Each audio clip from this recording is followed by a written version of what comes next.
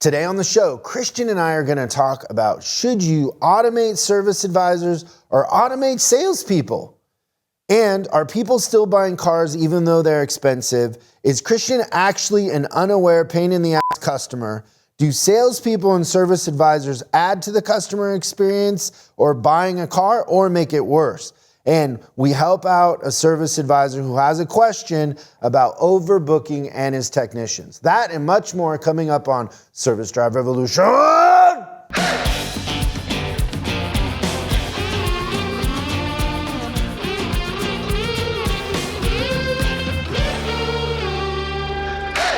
Welcome everybody to Service Drive Revolution. I'm Chris Collins and this is Christian Lafferty. Hello everyone. Christian! Today, we're going to be talking about automated service advisors versus automated salespeople because you had an experience that you want to share that is eye-opening to where we are at as an industry and the art of buying a car or getting your car serviced, right? Yeah. I think after this experience, there's more parallels than maybe I thought between the variable side and the fixed side. And then, I would highly suggest that everybody that has a corny joke, go to Chris Bulldog Collins on Instagram, send it to me so I can get it not to Christian. To someone that can actually make humor out of your great joke. Because a lot of listeners are sending jokes, and he doesn't need encouragement. This isn't, it's not a support group. It's my 12-step as people keep sending me the goods. I wonder if people send it on Facebook. So, little inside knowledge. I don't ever log into Facebook. Yeah. But I am on Instagram. So the Instagram account's me. I'm not really on LinkedIn that much. But Instagram is all kinds of you. Yeah. So, yeah, if you want to send me a joke for Christian on Instagram, I'll make sure he doesn't get it. You'll protect the joke. But I wonder if they get in the office, if they get jokes on Facebook, do they tell you? I've seen it in the YouTube comments where people... Yeah, and we've had a couple of strategy sessions where people have thought it was important to talk about the jokes. But what I think is funny is when people are like, okay, funny guy, tell me a joke. Like they put you right on the spot. So difficult. But you're always quick. Man. You're fast. It's really, really funny. The only person I know that maybe is, well, he's definitely faster than you is Matt. Yeah, there's no doubt he's quicker. He's wittier. But I'm mad at him because his dog bit me. Yeah, super rude. I know, right? Yeah. Because my friend has a rescue, and I went over on Friday, and, he buzzes me in the gate, and the dog attacks me. Yeah. Dog has to know you're a dog I'm person. a dog lover, so I didn't, Right. I didn't kick the dog, but I don't know that most people would be able to navigate that like I can. Yeah. Matt, that's The your dog's fault. Super schizo. Yeah. He's got to get... needs therapy. Yeah, he's got to get the dog under control. You ever hear that Sam Kinison joke about dogs in therapy? No. Where he's like, it's funny. You can look it up on YouTube and I'll massacre it. But he's like, oh yeah, this new thing, dogs going to therapy. He's like $250 an hour. He's like, I'll do dog therapy. He's like, come here, little Fluffy. First of all, you're a dog. You'll always be a dog. It's pretty funny. So the therapy is a heavy dose of reality, right? Yeah. It's funny, I've got kind of a little public service announcement for mental health. For those of you that are suffering from depression, what I want you to do is drink a gallon of water before you go to bed at night, and you'll have a reason to wake up in the morning.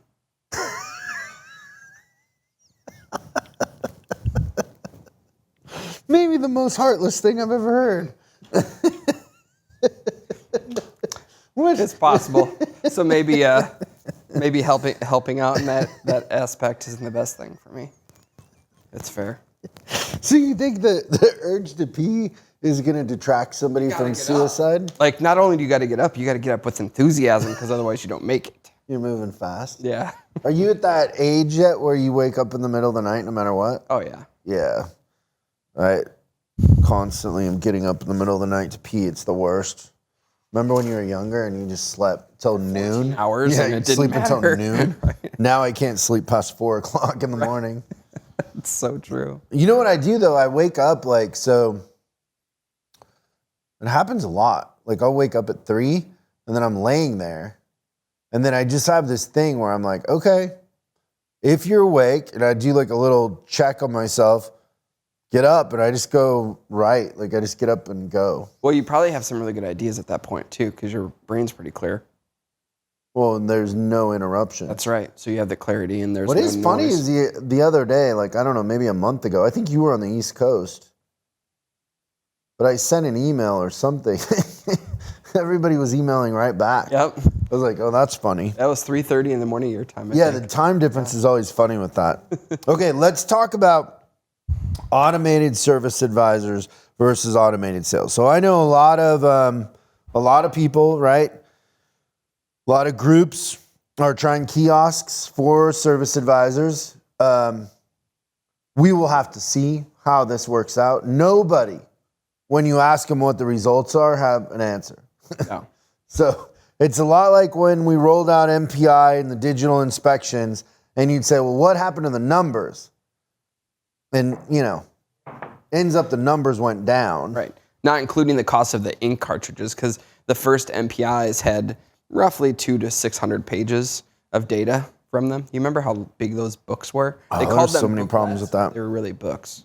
I just know you could guarantee a drop of about a half an hour in hours per row every time. But tell me about why we should automate salespeople. Yeah, so super interesting, right? My girlfriend was in the market and needed a car, so she did her research. She wanted a Lambo, a Ferrari, what? Yeah, or a CHR, a little crossover SUV. What was she driving previously? A Prius. A Prius. So Did not know that. Yeah, so Because Prius people are a specific kind of person. for sure. And so she is that sort of person. Well, for her, she drives 100 miles a day. So I think that the economy of the Prius was something that really attracted her to it. But nevertheless, so she had decided exactly what car she wanted, what options, what color. So we did the online research and we found a place, this first place that had it. So we drove out there on Monday and Now, how hard is it right now in the climate we are to find a new car when we have the, disruption of production and chips and all that? That's part of this whole story, right? So we get to the dealership, and Toyota dealerships typically have a pretty decent amount of inventory in them, right? Like usually, especially the ones in LA, they have pretty decent volume, and they usually have really nice inventory. And we get there, and I go to the salesperson. I'm like, I'm looking for this car, this VIN number. Just want to, if we have it, can we look at it and then work the deal? You had pulled it up online before you got there? Yeah.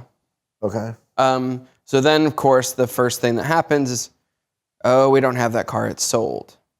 And I'm like, okay. And so then he proceeds to drive us to Where is this place? Claremont. Claremont. It's east of here off of the 10. Okay. So like headed towards the IE, Ontario kind of area out there. So then he proceeds to drive us to the pre-owned CHRs. Now a brand new CHR, the one that we spec'd out, $25,700. Guess how much they wanted for this pre-owned 2019 with 16,000 miles on it? 23,000. More? 25 grand. So the same. The same price. And then I think the thing that I just could never wrap my head around, but I bet that people do, is I bet that some people are buying that car anyways because they want a car so bad. Well, clearly, if they're pricing them at that, somebody's buying it. Somebody's buying it, right? So we didn't spend a whole lot of time at that store, and I do my online search again, and then she wanted a blue one specifically. So a blue one pops up on my search. And I'm like, okay, so let's run over there. So I did, from sitting in the chair at the other dealership, I did the internet inquiry, right? And usually those internet inquiries are pretty fast. So wait, what do you mean the search? Like you have some sort of AI out there scanning everybody's inventory? Just on my phone, yeah. There's ways to find people's inventory. Really? For sure. Okay. So, so then I'm like, okay, well, didn't hear back from the internet people, so we just drove over to the place. So this is a second dealership. Second dealership. So the first dealership in Claremont. Yep. And then the second dealership, let's just say that it may be the largest car dealership in the universe. What? Like, if there's car dealerships and like... So it's largest as in like number one selling in the universe? Yeah. Yeah, I believe Not that... the state Nope. of California, not America, not North America, not the world, the universe. Yeah. And so we have statistics from dealerships on Mars Alpha and whatever Centauri, unknown life. Neptune, no one comes I mean, close all to these this UFOs they've been seeing are coming from somewhere. Yeah. You're saying that there's no Toyota dealership out in the universe that sells more than this dealership. Yes, you wouldn't be wrong, though, by saying that. Okay, so this is a high volume, well-oiled machine that knows exactly what they're doing. Right. So I pull onto the lot. In front of the building, actually maybe like 5 rows up, is the car that I found on the internet. I go out, I take a picture of it because I know that he's going to need that person's going to need the stock number. You drive there. Yeah. You pull into the parking lot. Yep. And then you find one and you match the VIN number. It's the matching VIN of the one you were looking at while you were at home or on your phone or whatever. On the phone. Okay. So can I just say, I'm an easy customer. Like, I know exactly what I want. I'm super, super easy as far as that goes. So I take a picture of the stock number. You're a self-proclaimed easy customer. Totally self-proclaimed. Maybe I'm not. I've done this experiment before where customers that are a pain in the ass, you interview them. They don't know that they're a pain in the ass. Okay, so maybe I'm a pain in the ass. It's possible. Maybe. Let me be the judge. Just keep telling the story. That's fair. I'll tell you. So then I walk in, beautiful, walk around, looking around for people for a little while. No one comes up and ups us. No one asks how our day is or anything like that. Make my way to the reception desk. They page a salesperson, then the salesperson comes up. I'm like, yeah, I'm really interested in buying this car. So I show them the picture of the stock number, everything like that. You know what the salesperson proceeds to tell me? We don't have any CHRs in stock. I'm like, interesting. So is it possible that that one is sold already? You would think, right? So I'm like, well, I'm pretty sure you do, because I took a picture of this while it was on your lot. That's how you said it. Yeah. So the salesperson ups you, like they come and find you? Yeah, I'm standing at reception. They page Like, is someone there to a reception. group of salespeople that look like they're ready to attack, or how does it work? No, so that's what I expected, but there were no attackers. That's good. So they came up and he's like, wait a minute, can you show me the car? So then I walk him out and I show him the car. And he's like, okay, let's go back in. I'll make sure that it's not sold. And he did, in fact, and it was available, which is great.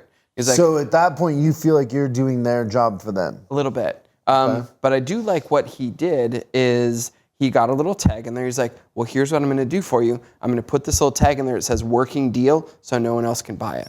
I thought that was pretty smart because then it Were there created... a lot of people around? Yes, it was packed. So I like that he created the urgency there. I thought that was pretty good. So then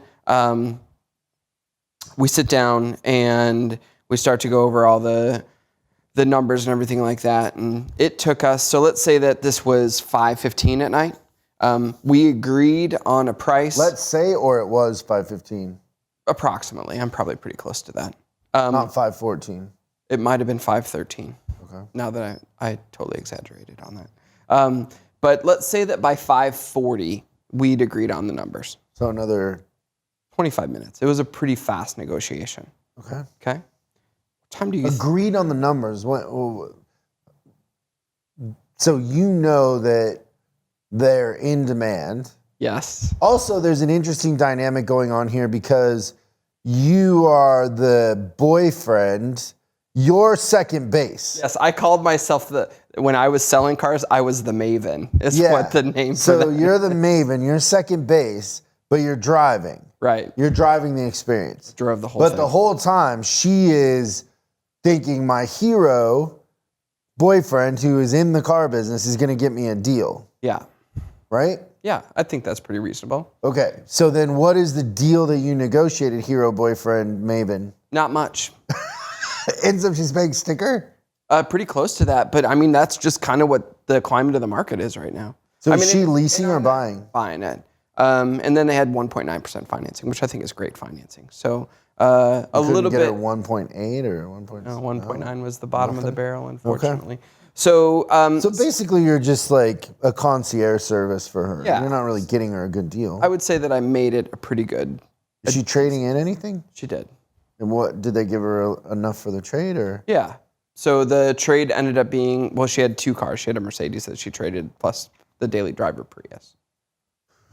So got rid of both cars. She now just has 1 car that won't break for a long time. And so we go through and it's like $540. We do all the negotiation, everything like that. I was really comfortable with what they gave for the trade and everything like that. So I'm pretty happy. And $540 is when we agree on the numbers. What time do you think we left? 8. 9:15. Of course. How does that happen? Yeah. And So then was most of the time you were waiting for F&I? yeah. So the only thing I could think of is how often you'll talk to somebody in the sales department and they'll be like, I hate our service department. They take an hour to do an oil change. And it just makes me want to say, well, it takes you 5 hours to sell a car to somebody that knows what they want already. But like, I don't know, how hard would it have been for us to go in there, pick the car we wanted, pick the options, pick the financing, and just click a whole bunch of buttons and walk out with the car. I mean, comparing that to the last purchase experience I had before, it was a disaster. So, and then what happens when you go into F&I? The usual, right? There's the warranty, there's the gap insurance, there's all Did you buy all that? extended warranty, yeah. I'm a huge fan of extended warranties, by the way. We should have like music playing under this, like news alert, breaking news. Someone in service likes extended Christian warranties. is a fan of extended warranties. So extended warranty, Toyota backed, 0 deductible, the whole 9. That's it? Oh, and tire and wheel. You bought tire and wheel? Yeah. Jeez Louise. Great. No one, I don't know. I don't know about You don't that. buy it? You don't like it? Well, I don't know. I used to administer all that. Like, they're huge money makers. Yeah, for sure. I don't care if the dealer makes money. To me, I'm about everybody having fair opportunity. Well, I don't think you can say because I don't buy tire and wheel that I'm not. No, I wouldn't say that either. But I just don't know that the value's there, but I don't. yeah, so for me it is. But I understand that it's not for you. So you left at what time? 9:15. Oh, I'm sorry. So by the time we got the delivery done, which was 6 minutes, 9:21. And the delivery of 6 minutes was my fault, not the salesperson, because he was willing to go through everything. So your thought process is that you would have much rather dealt with a kiosk. Yep. Walk up is what it is, which I think is why a lot of places are going to one price. Yep. Because it's headed that way, right? I think so too. Do you think that service advisors are more vulnerable to being replaced by kiosks or salespeople? I really think salespeople, Yeah. after again kind of going through that. You never hear somebody go through a sales process where they don't hate it. Everybody here who's bought a car hates it. And to the point where, like, I don't know if you feel this way, but I'll have people that'll be like, hey, I need a Toyota, I need a whatever. I won't refer them to a friend's dealership because I know that they're going to hate the process, just because the process in and of itself is just a pain in the ass. Yep. Same reason I actually don't ask any of our clients. Yeah. Because I just don't want. You don't want to deal with it. Right. And then I don't want to think worse of them because I had a crappy experience buying a car. But it's guaranteed. Yeah. Yeah. It's interesting how our industry thinks that's okay. I don't know. It can and should be so much easier. Yeah. A lot more click and choose, and they can build their profit into it. And actually, if they eliminate some of the layers of employees, they probably could be more profitable. I don't think that my salesperson added any value to the transaction. Maybe took value away in a sense, right? Yeah. Because here's the thing, like I posed this question on a panel I was on with, some industry people a while ago, and I think I told you this. I was like, who would you rather? Well, let me give you a little context. We were talking about manufacturers going direct to consumer. That's coming, right? And so I was just making the point, like if you're Ford, who would you rather have selling the cars? Amazon's AI or your sales team? Amazon's AI. Yeah. And so like I go to a website, it tells me what it cost, when I can get it. Like, and you kind of what you're saying is you were less concerned about what it costs. Like, that it's going to be a certain amount. Like, yeah. Everybody's kind of selling them for the same thing, pretty much, right?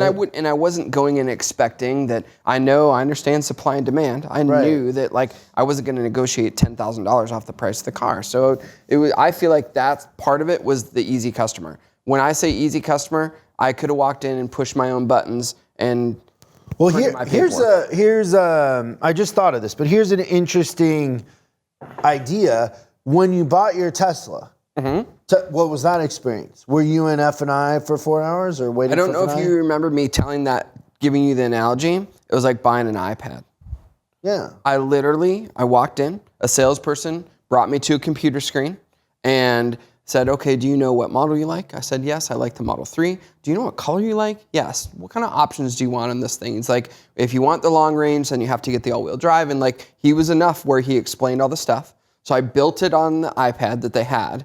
And then I hit a button. It said, okay. The price came up.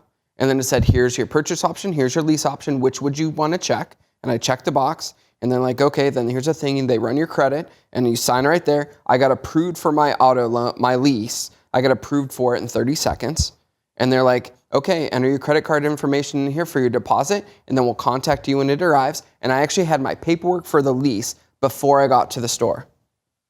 So essentially, all I did was kind of get in there. I virtually signed my papers. There was no F&I. There was no nothing like that. And then the car was already parked out. It said Mr. Lafferty's Tesla, and it was like had a little thing in the window and stuff like that. And it was already cleaned up, beautiful. And then there was a delivery specialist that showed me how to do a couple of things. The whole transaction when I picked it up was roughly 45 minutes, and the whole transaction when I actually purchased it was no more than I promise you 20 minutes. Yeah. Yeah, I was thinking about so I'll be giving the truck away that I'm driving right now at Top Dog, right? Yeah. And so I've been thinking a lot lately, knowing that that's coming up. What am I going to buy? Like, what's my, because I'm going to need a vehicle, and I automatically get this like anxiety of, oh man, I got to deal with this. Right. Yeah. And then I think about a Tesla, and then I don't know that a Tesla is functional for me, but I think about just the appeal of how easy it is, right? Like if I buy a BMW, it's going to be a huge pain in the butt. Yeah. Even with you knowing a lot of people. I don't want a BMW. I don't really like them anymore. That's the thing. Like I don't know what I like. Well, I think that it's harder for you because I always have thought that you would try the sports car thing, but I really don't think that they make sports cars for tall people.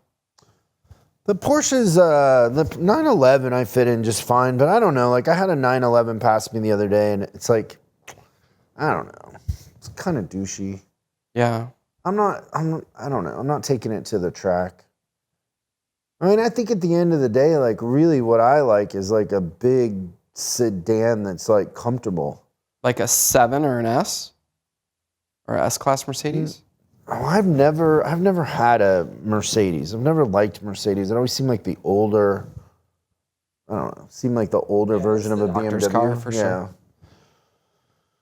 I mean, I don't know, like an older Cadillac or whatever that like, Yeah. Especially with the roads around here, like every pothole is like, like your kidneys are going to fail. But yeah. That's because you're driving a Jeep. But to that point though, is like my I get that anxiety. I'm like, I gotta decide. I'm gonna have to do it fast, right? Yeah. Once I give it away, I got nothing to drive. Yeah, so you're gonna be stuck for a little bit, and obviously with the inventory the way it is right now, you have to kind of be cognizant of that right now. Yeah. I wonder if that Corvette, that new Corvette. I think it's by far the prettiest Corvette I've ever seen. Yeah. There's one down here at Valet. There's a cool orange one that drives around here. Yeah. And it looks like a fun car, but So catchy. man, I don't know. Sometimes the Chevys inside, the interior is a little bit of a letdown. I think that this one might do it for you. The thing I love about this truck, this Jeep truck, is the technology. Like, it is heads and tails above anything BMW or anybody that I've experienced except for Ford. I mean, it's just great. It works. It's intuitive. It's functional. It integrates with my phone. Like, everything about it, I love. It's pretty, too. I think the center stack on that Jeep is nice looking. I think it's solid all the way around. But like you said, you never have any functionality issues with the interface. Yeah. So I don't know that with GM. I haven't experienced it to be that clean when I've rented Suburbans or Cadillacs or whatever, when we travel. But I don't know. Maybe it's come around. That's the one thing. Because, I spend a lot of time listening to books and music and talking on the phone, and I want it to oddly, that's more important to me than horsepower or, that makes perfect anything. sense.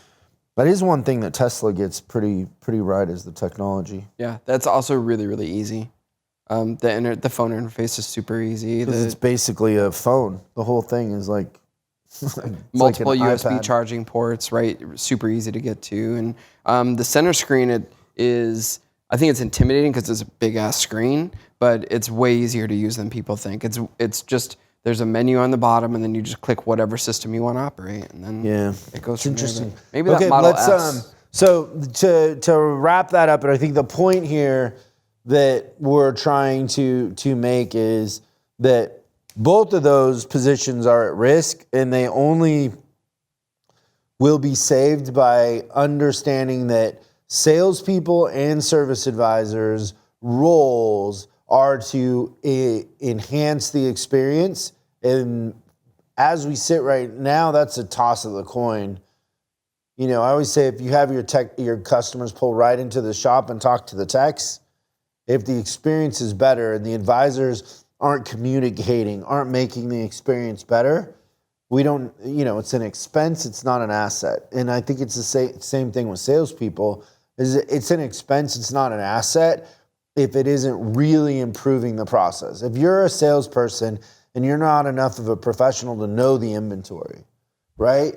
If you're in finance and you don't have enough finance people and customers have to wait 3 hours, it's ridiculous. Unbelievable. You need more finance people. You gotta staff for the peaks as much as the valleys. Right.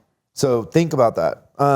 Let's do a question before we go really quick. Let's play a question. While he's queuing that up, if you have a question, the number's 8333 Ask SDR. And if we play your question on the show, we will send you some swag and we'll answer your question. What's worth more, the answer or the swag? Maybe the swag. Hey, my name's Jake. I work at a Ford dealership in Ohio. I am one of two regular advisors, and then we have a quick lane advisor. My question is that we are, between me and the other advisor, we are actually overscheduling our technicians, where the customers that are scheduled that day don't get in that day. Seems like we keep talking about how we need to schedule less, but we keep scheduling the same. Just wondering if you guys have any information or ideas on how to correct this problem without losing hours.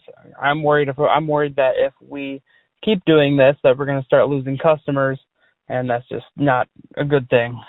Any advice would be I'd be thankful for that. So Jake, love him. Not only did he have a question, he also sent in a joke. Are you ready for it? Is it funny?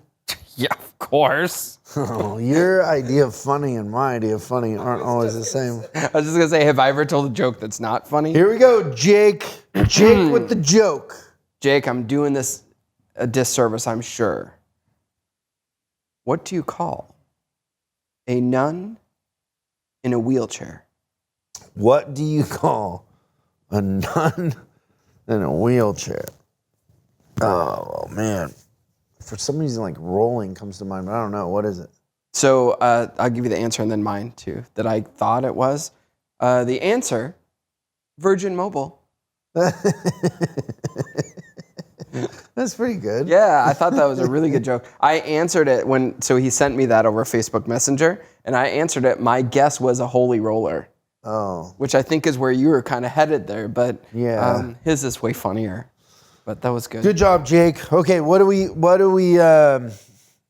think about his question? I feel like it's a pretty simple answer. Super simple, yeah, because he's overscheduling and his technicians are already backed up. So I equate that to you and I are in a car and we're driving towards a cliff. We have options, right? We can either hit the gas and try to jump the cliff, or we can use the brakes and actually try to not die. They are all gas.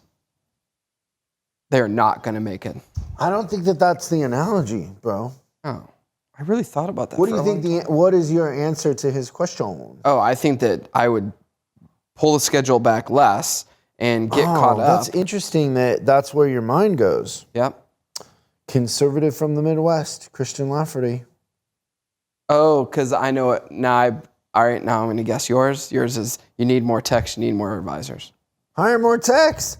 People want to come in. Hey, people want to come in and give us their money, but we don't know what to do. Hire more techs, take their money. What do you mean? I love the cry. It's supply and demand. That makes no sense. People want to buy stuff.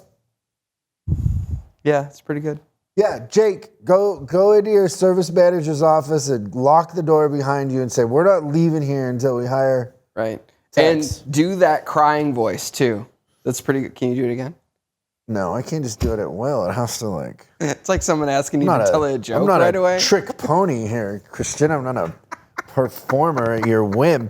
Yeah, hire techs. I don't understand. I mean, the thing is, if you book them out, you want to do that at first while you're hiring techs. But if you put them out, all of a sudden, like you're out a week, then you're out a week and a day, and then all of a sudden your no-shows increase because people are like, I'll just go somewhere else. They'll make an appointment, but they're not going to wait 2 weeks. So you have to scale up. If demand is there, you got to scale up. Yeah, that's fair. So you're welcome. 833-3-ASK-SDR. Whatever the question is, we don't care. Marriage advice, right? We've both been divorced. We can tell you how to have a successful marriage. Right. I told somebody not too long ago that everyone's like, oh, marriage is forever. I'm like, no. My whole thing works out really well. 10 years, and then I trade them in. That's the trade cycle? Yep. That's funny. Cool. Thanks, Jake, for the question and the joke. The joke was funnier than the question. But I guess the question isn't meant to be funny. I don't think he was going for humor. Thanks, you guys. That was fun. Really, really think about the value that we add as service advisors in the role that we play, and understand that your mission is to connect with customers on a deeper level and create a personal relationship between the customer and the department you work in, not just process people. If you're just processing people, it's a commodity, and the person who can do it the cheapest is going to win. You have to add relationship and value and perceived value to that equation as an advisor.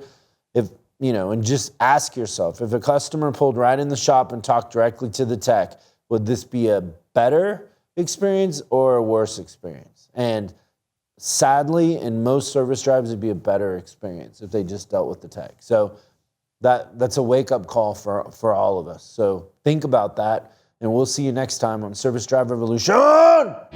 Thanks so much for watching this episode of Service Drive Revolution.